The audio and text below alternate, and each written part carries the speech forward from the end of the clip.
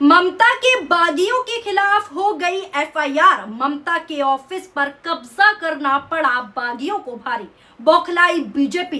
पश्चिम बंगाल की राजनीति में इस वक्त सबसे बड़ी हलचल मची हुई है। ममता बनर्जी के नेतृत्व वाले गुट और बागी गुट के बीच सियासी जंग अब खुलकर सबके सामने आ चुकी है। मामला अब सिर्फ राजनीतिक बयानबाजी तक सीमित नहीं रहा, बल्कि मामला पुलिस थाने और चुनाव आयोग तक पहुंच गया है। जी हाँ दोस्तों, अब यहाँ पर सबसे बड़ा सवाल ये है कि आखिर बागी गुट के खिलाफ एफआईआर क्यों दर्ज हुई। ममता गुट ने ऐसा कौन सा बड़ा कदम उठाया जिससे विपक्षी खेमे के साथ साथ यानी बागी गुट के साथ साथ बीजेपी की मुश्किलें भी बढ़ती हुई दिखाई दे रही हैं। और क्या आने वाले दिनों में चुनाव आयोग के सामने पेश होने वाले सबूत इस पूरे विवाद की दिशा तय करेंगे। नमस्कार, आदाब, सत श्री अकाल, स्वागत है आप सभी का पीआरबी में। दोस्तों, जानकारी के मुताबिक ममता गुट ने बागी नेताओं के खिलाफ पुलिस में एक और शिकायत दर्ज कराई है। शिकायत में सीधा आरोप लगाया गया है कि पार्टी के कार्यालय यानी कि पार्टी के ऑफिस पर कब्जा करने और वहां ताला लगाने की कोशिश की गई, जो न केवल संगठनात्मक नियमों के खिलाफ है बल्कि लोकतांत्रिक प्रक्रिया पर भी बड़ा सवाल खड़ा करती है। इसी शिकायत के आधार पर आपको बता दूं, पुलिस ने बागी गुट के खिलाफ एफआईआर दर्ज की है। अब इस मामले की जांच शुरू हो चुकी है और पार्टी कार्यालय के बाहर जो है भारी पुलिस बल भी तैनात कर दिया गया है ताकि किसी तरह का तनाव या फिर विवाद आगे ना हो। यहीं से राजनीति और भी दिलचस्प हो जाती है। ममता गुट का साफ ये कहना है कि किसी भी राजनीतिक दल के कार्यालय पर इस तरीके से कब्जा करना कानून और चुनाव आयोग के दिशा निर्देशों के अनुरूप बिल्कुल नहीं है। उनका सीधा यानी ममता की टीम का सीधा आरोप है कि यदि किसी पक्ष को पार्टी पर अपना दावा करना है तो उसके लिए एक तय संविधानिक और कानूनी प्रक्रिया मौजूद है। कार्यालय पर कब्जा करना उसका विकल्प नहीं हो सकता, ये ममता की ओर से कहा जा रहा है। दूसरी ओर अगर बागी गुट की बात करूं तो बागी गुट अपने दावों पर जो है कायम है और खुद को असली प्रतिनिधि जो है बता रहा है। यानी अब ये लड़ाई केवल राजनीतिक लड़ाई नहीं बची बल्कि कानूनी लड़ाई भी बन चुकी है। इसी बीच आपको बता दूं, तृणमूल कांग्रेस के वरिष्ठ सांसद सौगत राय ने भी चुनाव आयोग की भूमिका को लेकर बड़े बड़े सवाल उठाए हैं। आपको बता दूं, टीएमसी सांसद ने कहा है कि पहले चुनाव आयोग ने सभी राजनीतिक दलों को स्पष्ट रूप से बताया था कि केवल अधिकृत हस्ताक्षरकर्ता ही आधिकारिक बैठकों या फिर प्रक्रियाओं का अनुरोध कर सकते हैं। उनका कहना है कि अब जो घटनाएं निकलकर सामने आ रही हैं, जो दृश्य हो रहे हैं, जो कृत्य हो रहे हैं, वो लोकतांत्रिक और संवैधानिक मूल्यों के अनुरूप नहीं दिखाई देती। उन्होंने सीधा आरोप लगाया है कि पूरी प्रक्रिया को लेकर कई बड़े बड़े सवाल खड़े हो रहे हैं। हालांकि दूसरी तरफ चुनाव आयोग ने दोनों गुटों को समान अवसर देते हुए स्पष्ट निर्देश जारी किए हैं कि वो 6 जुलाई शाम 5:30 बजे तक अपने अपने दावे और सभी दस्तावेज जमा करें। अब सबसे महत्वपूर्ण बात दोस्तों यही है, चुनाव आयोग दोनों पक्षों से ये जानना चाहता है कि पार्टी का वास्तविक संगठन किसके पास है। चुनाव आयोग ये जानना चाहता है कि संगठनात्मक चुनाव कैसे हुए। चुनाव आयोग ये जानना चाहता है कि अधिकृत हस्ताक्षरकर्ता कौन है, पार्टी के संविधान के अनुसार नियंत्रण किसके पास है और पार्टी की वास्तविक कमान किस गुट के हाथ में है। यानी अब फैसला केवल नारों या शक्ति प्रदर्शन से नहीं होगा। शक्ति प्रदर्शन से आप नहीं कह सकते कि आपकी पार्टी है, बल्कि दस्तावेजों, संगठनात्मक रिकॉर्ड और कानूनी सबूतों के आधार पर आगे की प्रक्रिया चलेगी।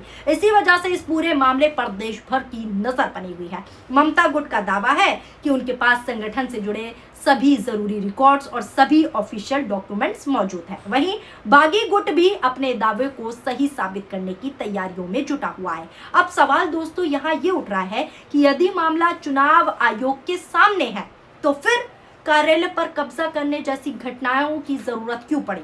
क्यों बागी गुट ने कब्जा किया? क्या बागी गुट के पास सबूत नहीं है जो बागी गुट को बल का प्रयोग करना पड़ा, इस तरीके का कृत्य करना पड़ा, कब्जा करना पड़ा? यही सवाल इस समय राजनीतिक गलियारों में लगातार पूछा जा रहा है। कोलकाता में बागी नेताओं द्वारा पार्टी कार्यालय पर कब्जा करने के बाद टीएमसी विधायक मदन मित्रा ने बताया कि पार्टी ने ऋतुव्रत बनर्जी के नेतृत्व वाले गुट के खिलाफ पुलिस में शिकायत दर्ज कराई है, यानी कि एफआईआर दर्ज बागी गुट के खिलाफ हो गई है। खबरों के मुताबिक आपको बता दूं, पश्चिम बंगाल में विपक्ष के नेता शुभेंदु अधिकारी की अगुवाई में टीएमसी के बागी गुट ने कोलकाता में पार्टी के राज्य कार्यालय पर कब्जा कर लिया है। इस पर टीएमसी विधायक कुणाल घोष ने भी बयान दिया है। टीएमसी विधायक कुणाल घोष ने कहा कि हमने उन लोगों के खिलाफ पुलिस में शिकायत दर्ज कराई है जो टीएमसी बिल्डिंग में घुसे और उसे ताला लगा दिया। यानी सभी बागियों के खिलाफ जिन्होंने कब्जा किया है उनके खिलाफ शिकायत दर्ज हो गई है। परिसर में ताला लगाने की कोई जरूरत नहीं थी।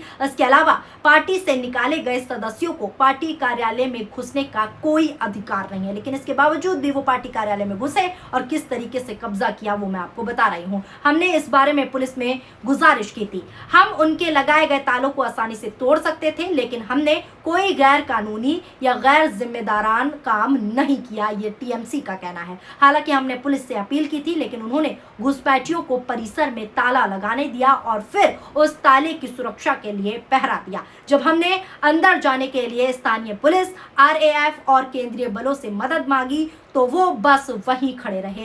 ये टीएमसी द्वारा बयान दिया गया है। ये तृणमूल पार्टी को नुकसान पहुंचाने की एक बड़ी साजिश है, टीएमसी का कहना है, और बंगाल की जनता और तृणमूल कार्यकर्ता सब कुछ देख रहे हैं। ये सारी बातें, जो कुछ भी कृत्य बागी गुटों ने किया, ये सारी बातें टीएमसी ने बताई है साफ तौर पर। यहाँ तक टीएमसी ने यह भी कह दिया है कि ये सारे कृत्य जो कब्जाया गया है पार्टी कार्यालय, वो सिर्फ और सिर्फ बीजेपी के कहने पर कब्जाया गया है और बागी गुट बीजेपी की बी टीम है। एक बार मैं आपको ये भी खबर बता देती हूँ कि कैसे बागियों ने कब्जा किया। हेडलाइन देखिए, रितब्रित गुट ने टीएमसी मुख्यालय पर कब्जा कर लिया है। ममता खेमे के साथ टकराव और तेज हो गया है। अब जरा विस्तार से जान लीजिए कि कैसे क्या कुछ खबर निकल कर आई। अखिल भारतीय तृणमूल कांग्रेस पर नियंत्रण के लिए चल रही लड़ाई शुक्रवार को और तेज हो गई, जब विपक्ष के नेता ऋतब्रित बैनर्जी, यानी बागी गुट की बात हो रही है, ऋतब्रित बैनर्जी के नेतृत्व वाली बागी गुट ने चुनाव आयोग के समक्ष पार्टी का नाम, चिन्ह और निधि पर अपना दावा पेश करने के एक दिन बाद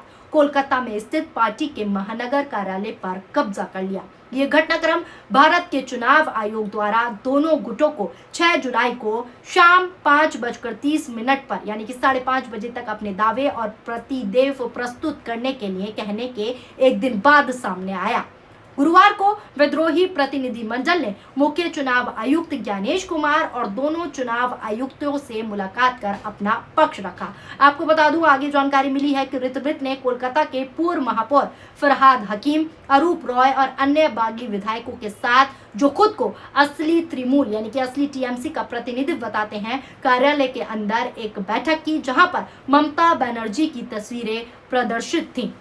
कार्यालय के अंदर एक नया फ्लैक्सी भी लगाया गया, जिसमें साफ तौर पर ये लिखा हुआ देखा जा सकता है कि हावड़ा माध्या के विधायक अरूप रॉय को पार्टी अध्यक्ष नामित किया गया है। आपको बता दूं, कुछ राजनीतिक एक्सपर्ट्स का इस सब पर क्या कहना है, उसकी राय भी बताती हूं। कुछ राजनीतिक एक्सपर्ट्स का मानना है कि दोनों पक्ष अपनी अपनी ताकत दिखाने की कोशिश कर रहे हैं, जबकि अंतिम फैसला चुनाव आयोग और कानूनी प्रक्रिया के जरिए ही निकलकर सामने आएगा। फिलहाल पुलिस में एफआईआर दर्ज होने के बाद बागी गुट की मुश्किलें जरूर बढ़ सकती हैं, क्योंकि मुश्किलें बढ़ने का अब नंबर आ गया है। बड़ा एक्शन हो सकता है, क्योंकि अब जांच एजेंसियां पूरे घटनाक्रम की पड़ताल करेंगी। यदि जांच में शिकायत में लगाए गए आरोप सही पाए जाते हैं, सही साबित होते हैं, तो आगे कानूनी कार्रवाई भी हो सकती है बागी सांसदों पर। हालांकि इसका अंतिम फैसला जांच और न्यायिक प्रक्रिया के बाद ही पूरी तरीके से साफ होगा। इसी बीच आपको बता दूं, पार्टी कार्यालय के बाहर सुरक्षा व्यवस्था पूरी तरीके से बढ़ा दी गई है, ताकि किसी भी प्रकार का जो है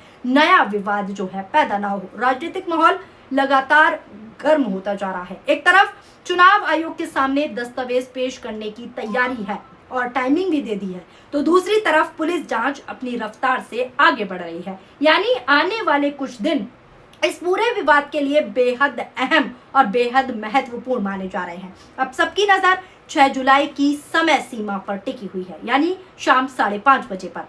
दोनों गुट अपने अपने दावे और सबूत आयोग के सामने रखेंगे, पेश करेंगे। उसके बाद चुनाव आयोग उपलब्ध डॉक्यूमेंट्स और कानूनी पहलुओं का जो है अध्ययन करेगा और आगे की प्रक्रिया तय करेगी कि कौन है असली टीएमसी। इस पूरे घटनाक्रम ने दोस्तों साफ कर दिया है कि पार्टी के भीतर चल रही खींचातानी अब अपने निर्णायक नए मोड़ पर पहुंच चुकी है। आने वाले दिनों में ये देखना बेहद दिलचस्प होगा, बेहद महत्वपूर्ण होगा कि चुनाव आयोग किस पक्ष के दावे को अधिक मजबूत मानती है और पुलिस जांच किस दिशा में आगे बढ़ती है।